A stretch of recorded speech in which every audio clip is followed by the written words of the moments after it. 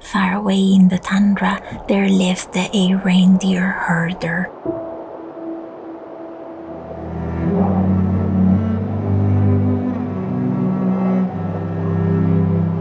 He had a wife and 2 sons. They lived by themselves without neighbors. The sons pastured the herd during the day. During the night, the father took over. The herd was a small one and could not be combined with those of other herders. The father and sons were careful with the herd. They killed very few reindeer for food, but there were enough hides of the killed to make clothing. On a high mountain towards the sea, there was a wolf's den. Not far from the den, the man's reindeer were grazing. The herd was pastured during the day by the sons, and before dark the father came and replaced them. And so, in this way, they lived quietly. Their small herd did not decrease or increase. Few of the calves died during calving. The father was already aging and weakening. One day the children came home in tears. What happened? The parents asked. Our herd is not big.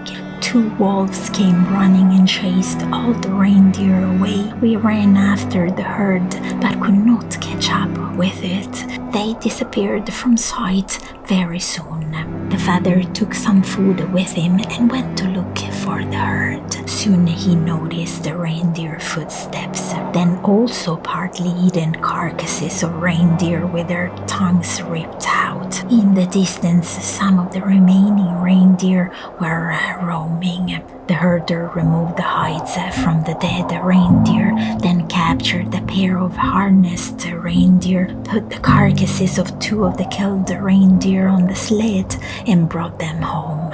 His wife touched them up. Again, the master put them on the sled and took them to the den of the wolves.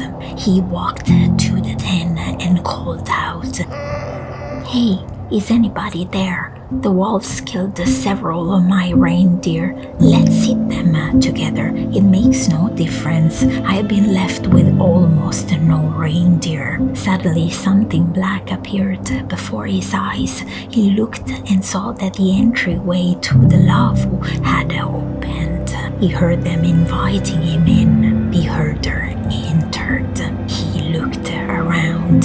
He found himself in a large, well-lit lavvo. The master said to him, I know that you have few reindeer. All the time I tell my sons to leave your reindeer alone. You're poor, I tell them, but my sons don't listen. They are the ones who cut up your herd. Sit down, wait a bit. They're just about to return. Evening arrived and they heard somebody's steps outside. Here they are. Now I'll give them a proper scolding, said the master. Through the lower entrance, a tall youngster came into the lavvo. After him, a second one entered. He was still a child. The father said to them, "You naughty ones, how many times I told you to leave that herd alone? Why did you cut up those reindeer? You miserable cowards, are you afraid to go farther away from home?" The younger brother nodded towards the older one and said, "He is the one who wanted reindeer from that herd." The father became really angry. "Look, that man has brought us food. Now you disobedient ones, when night comes, you are going to go hunting. Far, far to the north lives a rich reindeer herder. He has a large herd, and he roams about with little attention paid to. You drive from it reindeer, but not many, and let them join the herd of this reindeer herder. Well, I have said all. Now he's going home, and you go after the reindeer. Eat well for the journey, disguise yourself, and be off."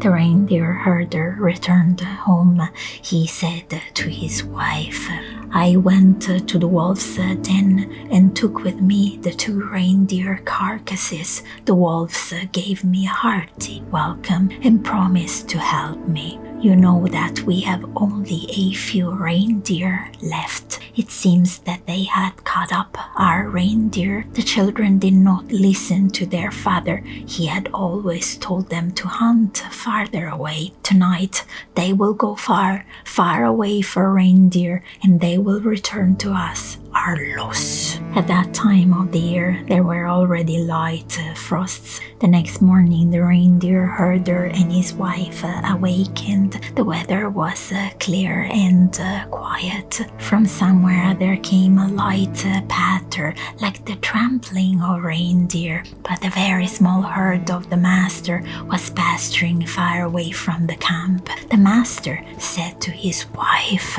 Do you hear that trampling? It's like a herd of reindeer coming near. Go and see what it could possibly be. The wife put on her clothes, went out, and saw that a large herd of reindeer was coming up to their camp.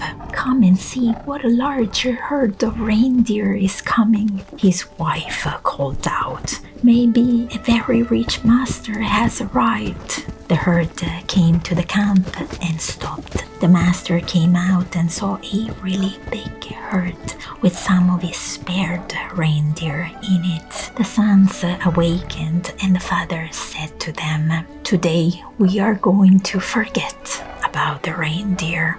Again, the master took 2 reindeer carcasses to the wolves' den, and so it was that every time he slaughtered the reindeer, he carted a pair to the wolves. From that time on, he had a large herd. Other herders who had a few reindeer began to join his. The herd pastured by itself. The wolves protected it. A large camp spread out on the grounds of the old reindeer herder. At the time of slaughter, he gave the poor herders meat and hides for clothing, and he did not forget his protectors, the wolves. The reindeer herder made many friends. The small herds of the poor reindeer herders grew quickly in his herd. These herders became rich and went their way. From that time on, there were a large number of camps in the tundra. The coastal people began to visit the reindeer herders. The herders gave them meat and hides, and the coast dwellers brought them seal gut, rainwear boots, thongs, and the blubber of sea animals. The sons of the reindeer herder grew up, married, and many children were born to them. In the tundra, the number of the herders increased.